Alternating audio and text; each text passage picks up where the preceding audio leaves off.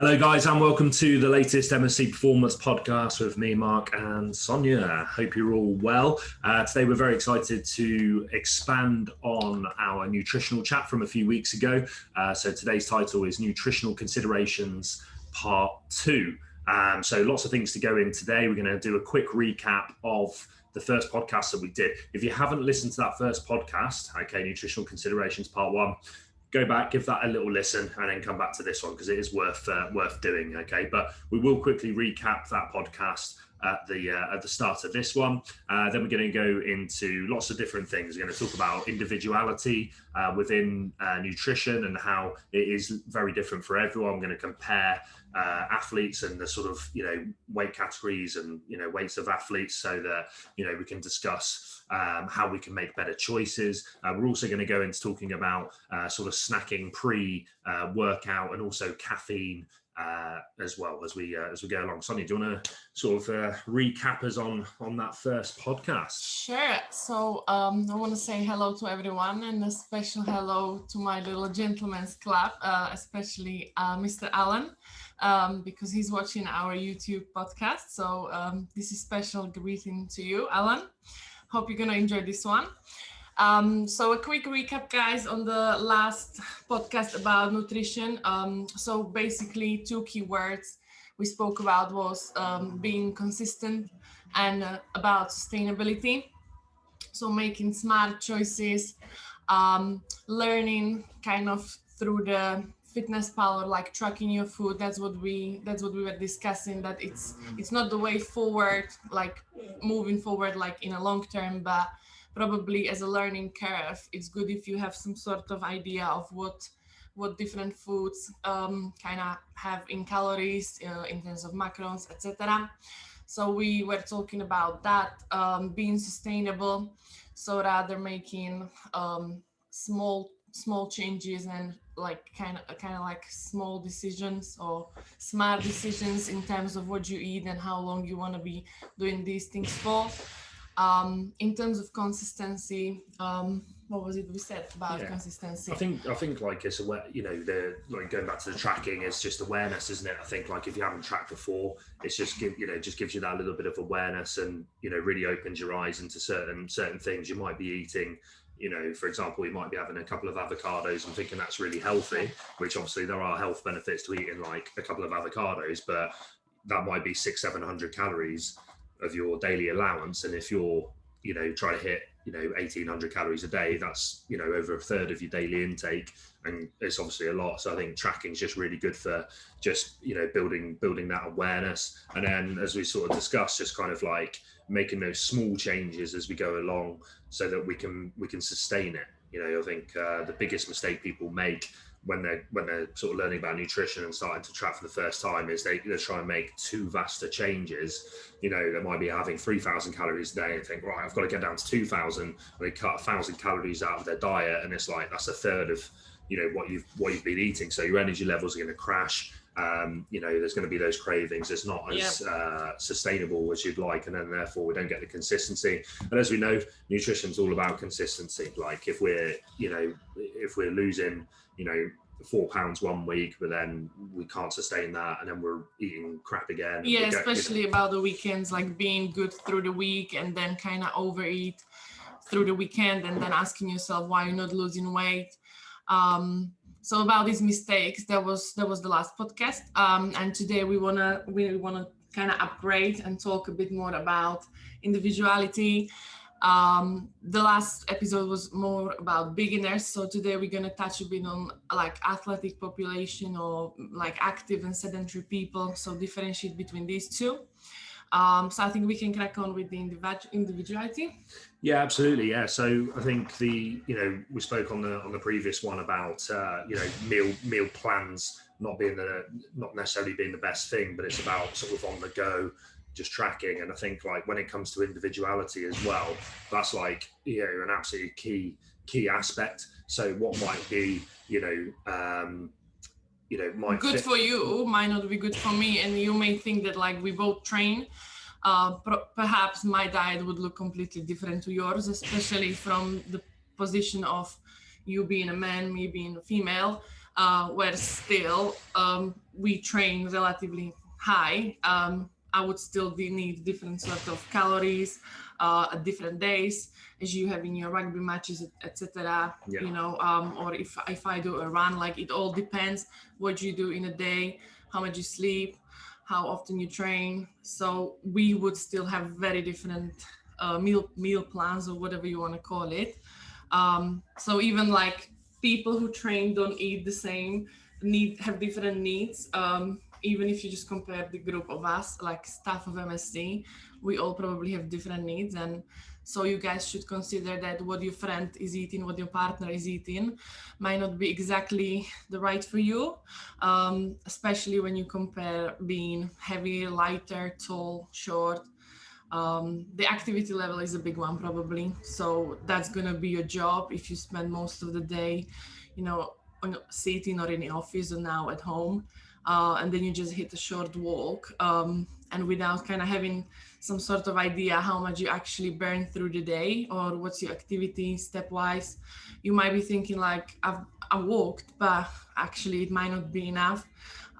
It's just the case of that people ask a lot often, why am I not losing weight? I don't eat that much. So the issue probably will be that you either not active enough or you're actually eating more than you need, which is usually the case. And because you're not tracking or you don't have that awareness, you're just gonna keep maintaining or gaining weight without even thinking that basically people think they eat very little, or they say I eat healthy. So they don't understand why they're not losing, but there must be something going wrong. That's why it's good to get professional help to kind of see and show you what the problem is. And usually it's the calorie intake. For sure, yeah. I think like a lot of people, again, going back to the choices, you know, they might think they're not eating a lot. But, you know, for example, they're in the office at lunchtime, they nip down and get, you know, a Boots meal deal or something like that, which is a very small amount of food. But if you actually check the calorie content, like you could easily be, you know, eating over 1,000 calories. If you get a smoothie drink, that's probably around 200, 300 calories. Sandwich, crisps, perhaps. Again, depends what sort of sandwich. But if you would actually check, that meal deal can be a lot, but it might feel like you actually haven't eaten that much. And this is a good example of where the issue comes from, that maybe you have this as a snack, but it's actually a big lunch. Yeah, exactly. Yeah. And again, like that's where the tracking, you know, we keep going back to tracking, but that, you know, can just give you that little bit of awareness. Like, you know, the amount of times, you know, a client will say to me, yeah, you know, I'm not eating a lot. And then you track it and it's like, you actually have, you know, you think you're not having a lot because it's like small little things that you're having, but like the density of the you know, of the food in terms of the calories is like very, very high. Especially if it's like chocolate bars or muesli bars or, you know, granola. That's a big one. Like you might think that like, I'm just going to have some granola with fruits, yogurt.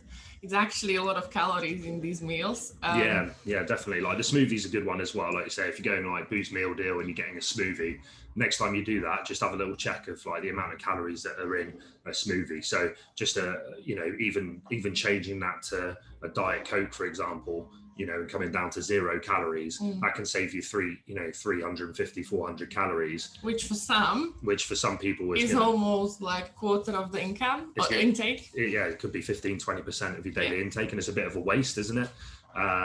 You know, like I would, you know, again, in terms of individuals, like, you know, if you're a bit heavier, a bit, you know, an athletic, you know, I might have more room for a smoothie or, you know, a latte or something like that. I might have more room for that than, you know, a 65 kilo person who is inactive or moderately active or even active. Like I'm going to have a bit more, you know, that's the luck of the draw. I'm a bit taller, a bit heavier than a lot of people. So there might be a little bit more room for error for me. So, you know, again, it's like that, you know, look at it at an individual basis and just, you know, really being smart with your choices. Like I say, if you're a 65, 70 kilo female who's trying to lose weight, for example, then you know, having that smoothie, you know, if you've got like, you know, 1900 calories that, you know, a day that you're trying to stick to, maybe having like 2 flat whites a day isn't the smartest choice you could make. That could be, you know, 300-400 calories easily. You know, if you're having a latte, it could be even more. So you could be using 400 calories and over 25% of your daily, you know, calorie intake through a couple of coffees, or for a smoothie, or, you know, through, you know, a chocolate bar or whatever it is. So, you know, you've got to just take that into consideration, especially if you're trying to lose weight. Is, you know, are those the smartest choices you can make? I would rather spread those calories out throughout the day and try and eat as, you know, as you know, as densely as or sparsely as possible with my calorie intake. So like, you know, stuffing, you know, if I'm on low calorie, stuffing myself with veg, having good sources of protein, and like making it as low in calories as I possibly can, so that it spreads out throughout the day. And like I said, if you're going and like, you know, you're having 2 flat whites in the morning before 10 o'clock, then, you know, it's a reasonable amount of calorie intake. And again, we're not talking about like what's good, what's bad, because, you know, with foods, it's a source of energy and a source of fuel. So, you know, all foods have got their benefits. It's energy at the end of the day. You know, if that's a smoothie or if that's a McDonald's or whatever, it's got its benefits, but it's maybe just not the smartest choice for you exactly. to use. Some people might use a protein shake as a substitute or a supplement, but like a coffee, if someone might use it as like actual like a snack, because it actually can fill you up. But then perhaps some people just take it as a drink, as a coffee, as an empty calories, but it's actually not. And then if you maybe, you know, have a cream or use a sweetener or I don't know, syrup, like these probably are all those calories you don't actually consider. And that's probably the reason why it's still not a deficit. Because some people don't consider a smoothie being actually high in calories, because obviously you think it's probably just fruits and spinach, whereas actually it's not. So as Mark said, like smart choices and being sensible, looking at the labels when you're searching for the issue, why you're struggling to lose weight, or when you want to be a bit more sensible with the dietary choices. Sure. Yeah, exactly. So like, yeah, take your body weight into consideration, and then also take your activity levels into consideration as well. So for example, like, you know, you can be coming to the gym 4 times a week, which is brilliant. That's fantastic. But if your training is like, you know, pretty low on volume, like for example, like if you're powerlifting, for example, like, you know, unless you're doing quite a lot of accessory work and things like that, the amount of calories you're going to burn in a session isn't actually going to be that high. So that needs to be taken into consideration as well, that like, you know, you think you're really active, and, you know, you are to an extent, but like you're not coming in the gym and burning like 1,000 calories. Now, you know, we're not saying that's not the right thing to do, because obviously we're massive advocates of strength training. That's like, you know, the biggest bang for your buck for us, and, you know, in terms of overall health and well-being. But, you know, you do need to take that into consideration, that, right, okay, maybe outside of the gym I need to be doing a little bit more, getting my step count up, doing a bit of like general aerobic work, which, you know, we've talked about the last couple of weeks. But almost not thinking like, I've just been to gym, so I deserve a cake or I deserve a treat. Because it depends on what you kind of done in the gym, right? Like, I'm not saying this mindset is not right or is, but I've seen people doing these things like, oh, you know, I've been gym, I've hit the gym, so now I'm gonna have these calories. But like, did you actually, you know, is it in and out? Is it even? You know, are you making up for it? So yeah, going gym doesn't necessarily mean you deserve all the extra calories, and usually people actually topping up because they think they've burned it. They overeat often. Yeah, for sure. Yeah. So yeah, I mean, you know, all that needs to be taken into consideration, really.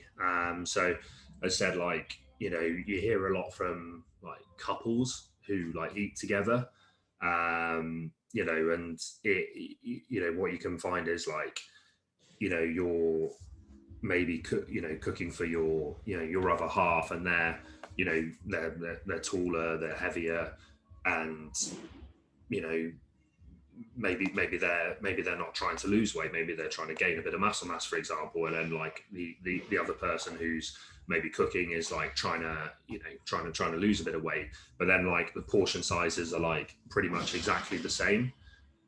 Like even for me and my wife, like she'll admit that, like, you know, at the start of a relationship, like, you know, she's like 55, 56 kilos and I'm almost double that, but like our meal sizes would be like almost identical. Yeah. And then, like, you know, she'd be putting on weight, and then you know, sort of wondering why, because you know, you're eating quite healthy. Keeping up with you must exactly. be hard. Yeah, exactly. So you know, it's only after a while you're like, come on, hang on a minute. Yeah. Like, you don't, you have to say it carefully not to cause offense, but like, you don't need to eat the same as me. So like, you know, she's a weightlifter, for example. So like when she comes in, there's a lot of singles, doubles. You know, there's not a massive amount of volume. You know, the movements of the Olympic lifts, the clean and jerk, the snatch, are like over in a second or 2 seconds. So you're not expending a lot of energy from a calorie perspective. You're expending a lot from a central nervous system point of view, but not so much through actual burning calories. Whereas, you know, I might be, you know, playing rugby 3 times a week. You know, and in the gym, my training is, you know, there's a lot of strength work and power work, but I might be doing a little bit more accessory work, a little bit more conditioning. So like the average session, and because I'm bigger and hold more mass, you know, along with the fact I'm doing more work, I'm actually going to be burning more calories throughout those sessions, throughout the week, and I'm a lot heavier, and my goal is not to lose weight, and hers isn't, but it might be, for example. So you can see there, or hopefully people can see there, how like having the same portion sizes and same food, you know, isn't going to be optimal for either, really. Even if you eat out, like, you know, if you know what you want to eat, let's say if I know that I can have a meal and I can have a dessert after, as an example, or I can have a starter, I can have 2-course meal. Perhaps maybe someone who's less active or don't really have a clue of what I'm doing in the day, how much I've burned, how much I train, maybe that person shouldn't have the same. And it's just kind of like realizing, because as you said, as an example, you and your wife, like, I can, you know, if I compare my portion to my sister's portion or my friend's portion, like, and if they're not like necessarily gym people, they almost kind of question me that, like, it's kind of big, why do you eat that much? But, you know, for me, it's almost like a normal thing.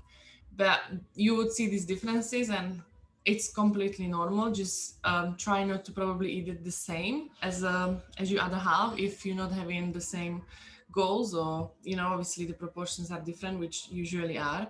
Yeah, like it's easy to like kind of drop into it. I think that you would just keep up doing the same thing. Yeah.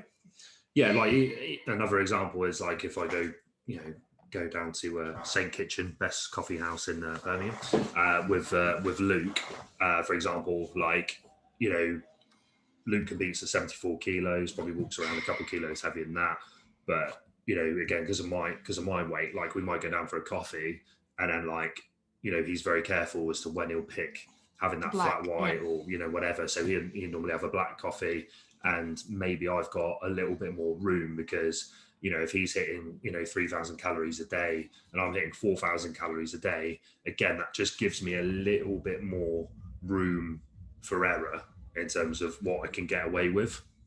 So you can get a donut, which is harsh. Is one of the nice things about being a bit heavier. But you know, it's tough shit, isn't it? It's the way it is. But like he might have to make those like slightly. I've still got to make smart choices, obviously, but there might be a little bit more room for error. And with his sport, it's a weight categorized sport, so he never really wants to get, you know, too much above that 74 kilos. He might have a limit of like 77 kilos, for example, like, you know, out of competition phase.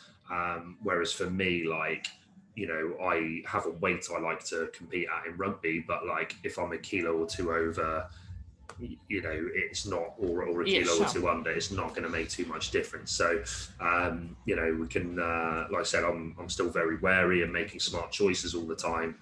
But there's maybe that little room for error. So like you're talking about granola, for example, very, very high calorie content. And that's what, that's part of what we're talking about is, a lot of clients might be having that bowl of granola and thinking, well, I'm having a small bowl of granola for breakfast. I'm having a Boots meal deal for lunch. And like, I'm having whatever in the evening. And it's like, that's an extremely high amount of calories.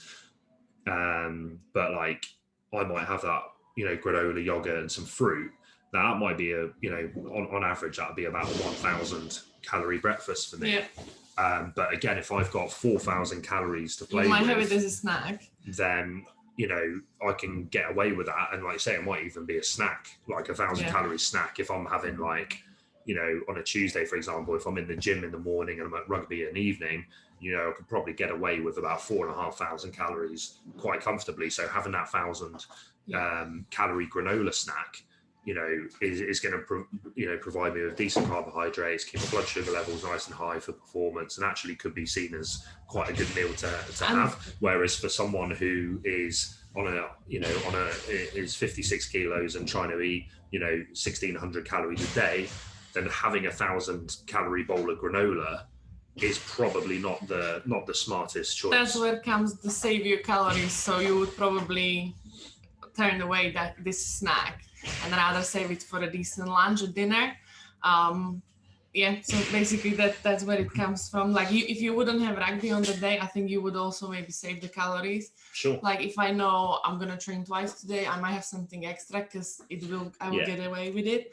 But sometimes you just make the choice of like, okay, I'm not gonna have it twice because it's just extra on top of it. So exactly, wellness is really important. Yeah, exactly. Like just on the off days or rest days, I might just reduce it slightly. I don't reduce it too much because I'm trying to replenish and recover. But like again, you might just be a little bit stricter on on those kind of things. So all things to take into consideration. So I think like to round that up, have a look at yourself as an individual. What's my body weight? What's my goal first and foremost? What's my body weight? Like how active actually am I? How many calories a week am I actually burning?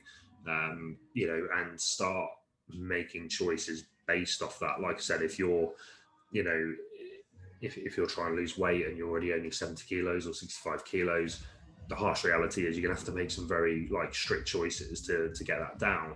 If you're a little bit heavier, you've got a little bit more room to play with. But ultimately, in a calorie deficit, we're going to lose weight. If we're in a surplus, we're going to put on weight. It does come down to being as simple as that. But the process is not necessarily simple. We have to be aware. We have to, we have to be aware of what we're eating. As like I said about the tracking, being a great thing to do. At least to learn a little bit more about what you're putting into your body. And that's the biggest thing for me is like people when they start doing that are very surprised like of the calorie content in certain things can be very, very high. So I think we can move on and talk a little bit about like gym performance, if you like. So we see a lot of people, sort of snacking before a workout, during a workout, etc., etc. So, like for example, like having a bag of sweets as you're training or before you're training. I think that's like quite an interesting topic for discussion, and we'll later just push on to caffeine as well. But like, for example, with those snacks, with those sweets, so like we know from a performance point of view, we want the blood sugar levels to be at a certain amount, a high enough amount, so that we can perform, to the best of our ability. But I do think that people probably take the piss a little bit with that. Like I say, you can have some very like low volume sessions, like for example with like weightlifters and powerlifters and even like field athletes and stuff who like aren't doing a massively taxing session, is like downing a bag of Haribos or like just picking at the sweets. And it's like, well, okay, you might not be bothered about calories, but from a calorie point of view, you've gone into the gym and you've come out and you've been in a calorie surplus in your time in the gym. So like that's potentially counterproductive, you know, if you're bothered at all about weight management. Another thing is like, okay, we're looking at a performance aspect, but like, how many sweets do you need? Like, if you're having a bag of Haribo and you weigh 70 kilos, like that's, you know, you don't need that whole bag of Haribo to get your blood sugar levels to a level where you can perform. Like, you know, that is not needed at all.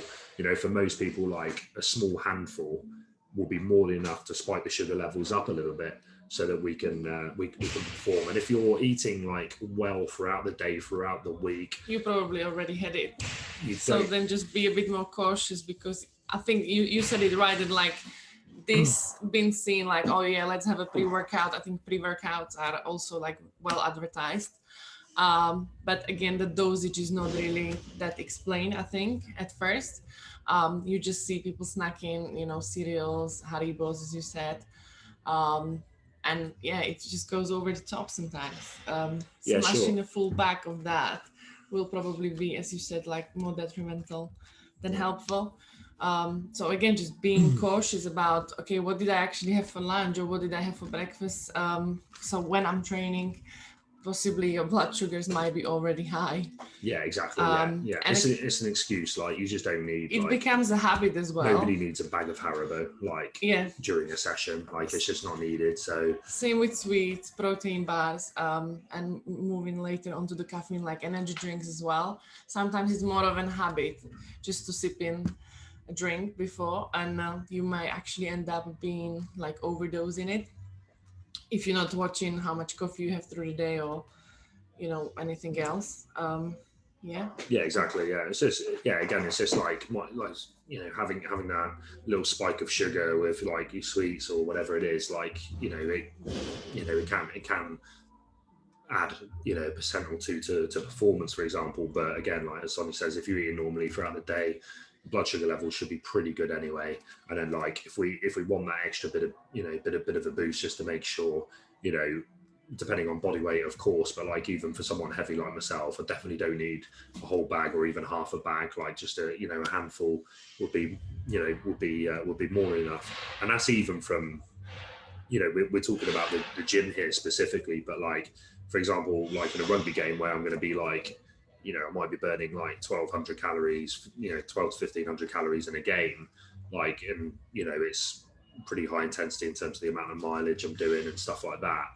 You know, even then I don't need a whole bag of sweets, like, and that's a very like, you know, in like glycogen deplenishing sport, you know, I still don't need a whole bag of you know, of and sweets. It also takes certain time to actually digest, or exactly, like, yeah, you know. Yeah, so if you're like, if you're coming in and doing like, and just be smarter with it, and this comes in with the caffeine as well. Like, you know, for example, like I've seen guys, you know, doing you know, having a deload week, or like the sessions you know, revolve around, you know, benching. Like the bench is a heavy movement, and there's some accessories on squat and deadlift and stuff like that. And it's like, you know, they're getting the sweets in, they're caffeining up at like 6-7 o'clock at night. Yeah. And it's like, do you need that? I think like we can sort of move into caffeine now actually, and talk about that a little bit. So like, you know, caffeine is a very like, you know, potentially very powerful performance enhancement. Like, you know, like the research is there. We're not going to bang on about it now, but like it is, you know, it is a performance enhancement. So like getting that right can be, you know, very beneficial. But the kind of, you know, the worry I have about, you know, caffeine intake is guys who rely on caffeine intake and energy drinks just to get through a session. I think if that's the case, you really need to look at the bigger picture. Sleep, like nutrition. Exactly. So like, you know, you're talking about caffeine, like it is a performance enhancement, but you're talking about like the, you know, the small percentages. So like if you're, you know, smashing in a load of caffeine before a workout, that's fine, but just have a little look at the overall picture. You know, why do you need that big hit of caffeine before every single session in the gym? Why is that? And, you know, the reasoning is probably going to be you're not getting enough sleep, you're not getting enough recovery, stress. So you know, and stress is stress, whether that's whether that's gym stress from too much volume or intensity in the gym, whether that's stress from work, whether that's stress from home life or anything like that, you know, whatever type of stress it is, all has the same hormonal effects and all has the same, you know, damaging effect on the nervous system and increases the fatigue levels. And again, like, you know, if you're having those sweets and you're having that caffeine and you're sleeping like, you know, 4 or 5 hours a night and it's poor quality sleep, and then you're up and you're stressed and, you know, your hormones all over the place, like a bag of sweets or a caffeine drink isn't going to save you. There's a lot more to look at before you start, you know, going into that, you know, into that side of things. It's like, you know, supplementation. Like supplements are good and have got their place, you know, in a nutritional, you know, with your nutrition, but like, don't be worrying about, you know, like, you know, small, you know, supplementation and, you know, getting your whey proteins, your creatines, things like that. They're all good things, but like, you know, if you're eating absolute crap all day, every day, and your calories all over the place, then, you know, that's really, you know, your 1%ers that you don't need to worry about. Especially long term, like it might help you or save you a couple of times, like having that extra coffee, having that energy drink. But long term, you would definitely feel rubbish, and it would just, performance would drop. And then I probably guess that's when people come and rely on those things, but you actually realize that as you should the bigger picture, that is really bad. And like talking to people in this gym as well, like usually the bigger picture is usually too much stress from work, not hitting the sleep, and then relying on these things actually doesn't help. The performance always drops. So first you should sort those things like nutrition, sleep. These are definitely the biggest one. Yeah, absolutely. Like I completely get where people are coming from when like they are having to rely on that caffeine. Like the first year, 18 months of opening this place was the worst I've ever trained. Like I was just like very, very, very stressed, like massive lack of sleep, and I was relying on caffeine. I was having way too much caffeine, and like just felt terrible. And looking back now, like can realize how awful I felt all the time. But like it'd be like caffeine would have me on a normal level, and then like if I wasn't having it, I'd drop off. Whereas really we want to be like a good normal level without it, and then spiking up when we have the caffeine. Because I was having so much coffee like throughout the day, like to do a session I would need that like as a minimum to get me through a session. Whereas looking, you know, the bigger picture, it was like, you know, what needed to be done was a massive reduction in caffeine, a massive increase in sleep, better time management, in terms of like, excuse me, better time management in terms of like managing my stress levels and making sure I wasn't overworking and things like that. You know, is much more beneficial than caffeine. So getting that right, you know, and now I'm at a stage where like, you know, on average, I probably have 2 coffees a day, sometimes 1, sometimes 3, but like, you know, it's around that. It's never more than 3, like ever. You know, I have a cutoff point in terms of when I have it as well. So like, for just using myself as an example, now I'm in a position where like I very rarely need a pre-workout or very rarely need a coffee before my session.